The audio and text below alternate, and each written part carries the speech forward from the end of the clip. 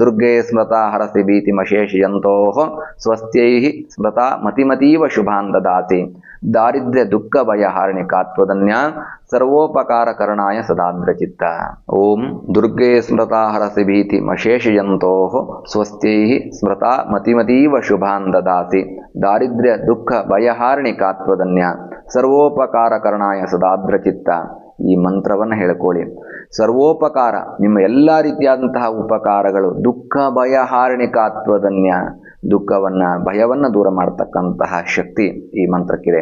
ದುರ್ಗಾ ಸಪ್ತಶತಿಯಲ್ಲಿ ವಿಶೇಷವಾದಂತಹ ಫಲಪ್ರದವಾಗಿರ್ತಕ್ಕಂತಹ ಮಂತ್ರ.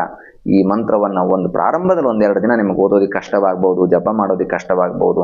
ಆದರೆ ಒಂದು ಸಲ ಈ ಮಂತ್ರವನ್ನು ಪಠಣ ಮಾಡಿಕೊಂಡು ಕಂಠಸ್ಥ್ಯ ಮಾಡ್ಕೊಂಡ್ಬಿಟ್ರೆ, ನಿಮಗೆ ಈ ಮಂತ್ರ ಕಂಠಸ್ಥ್ಯವಾಯಿತು ಅಂತಾದರೆ ಯಾವ ಕಷ್ಟಗಳು ನಿಮ್ಮ ಜೀವನದಲ್ಲಿ ಬರೋದಿಲ್ಲ.